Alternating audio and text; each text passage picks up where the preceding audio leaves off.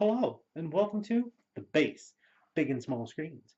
Today, I'd like to talk to you about A Nightmare on Elm Street 4, The Dream Master.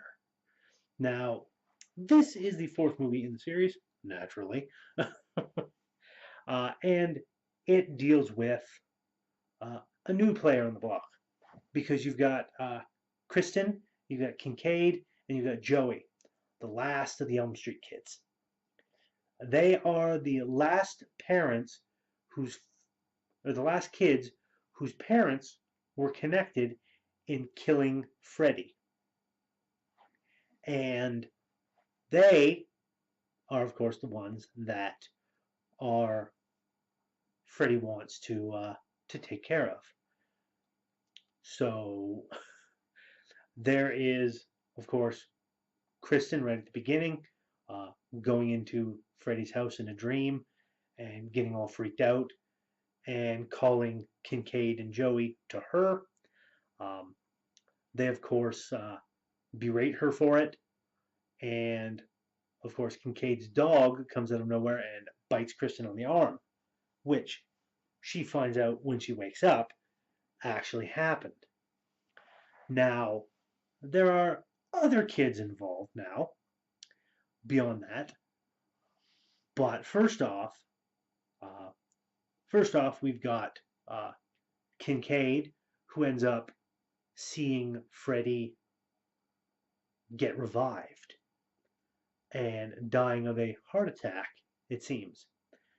Then Freddy goes after Joey and takes Joey out by making he's got a poster of a naked woman. Well, she shows up inside his waterbed. And if any of you have seen a waterbed, they've got these uh, big bladders that you fill with water uh, and seal off, and then you just sleep on that. Well, he's got one of them, and the girl kind of goes away, and then Freddy jumps out of the bed and pulls Joey under and drowns him. So that the next morning, when Joey's mother comes in and she pulls the covers off the bed to try and get her son up, she sees Joey inside the waterbed. It's not like busted open or anything. He's drowned inside the waterbed, which is completely unexplainable. I used to have a waterbed. To fill them up, there's the nozzle about yay big. You'd have to fit a body in there somehow. There's literally no other way.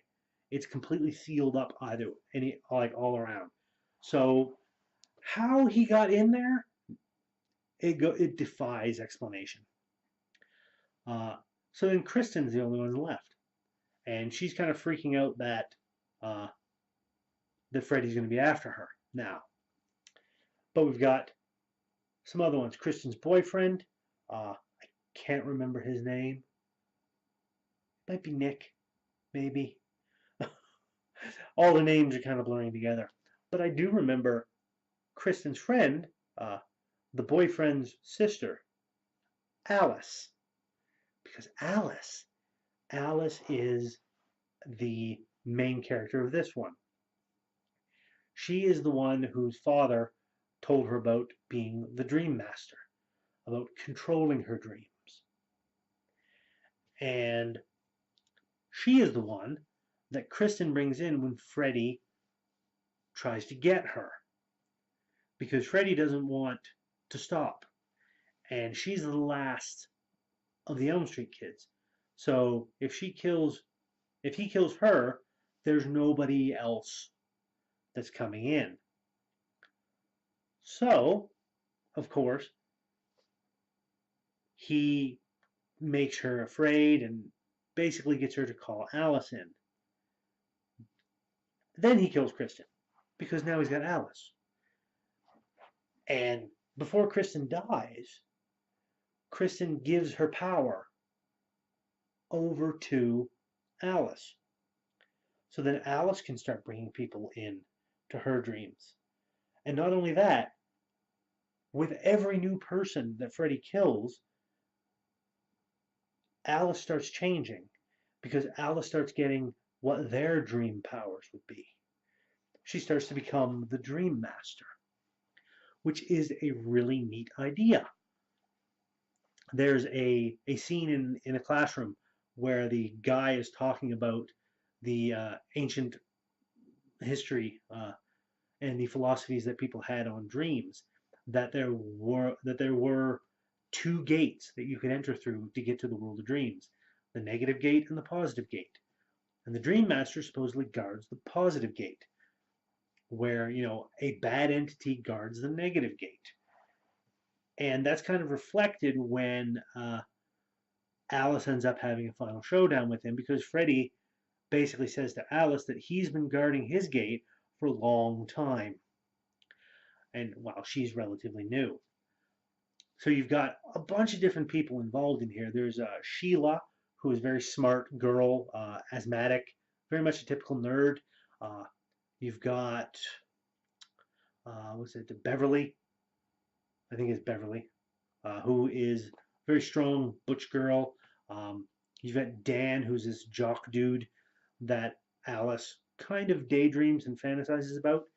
That's one of the neat things about Alice. She daydreams a lot. She'll like zone out. Interesting.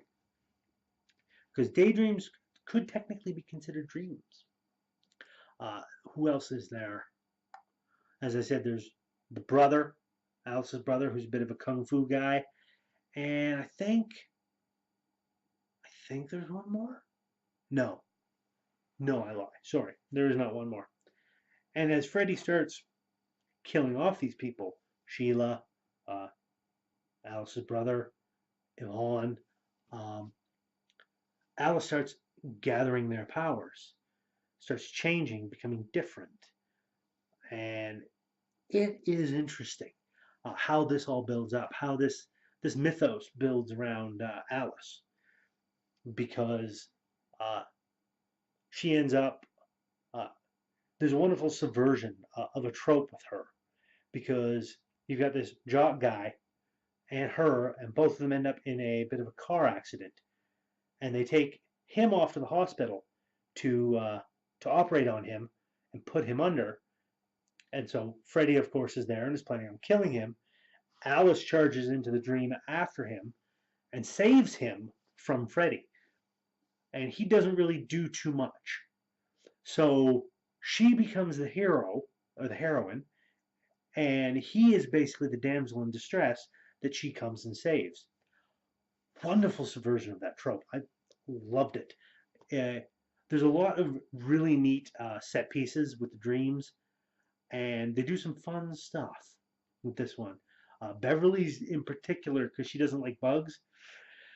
Ugh, that scene still creeps me out to this day, because he kind of turns her into a giant roach.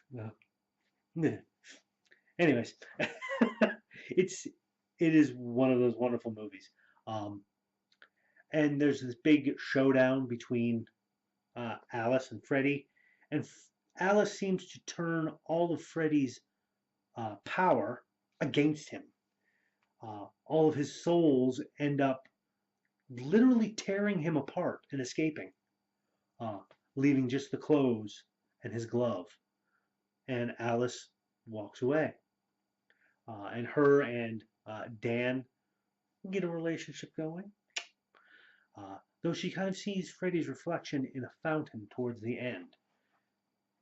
So, could be another one. There was. And we're going to talk about that in the next video, because that's going to be it for this particular episode. It's a wonderful movie, the fourth one.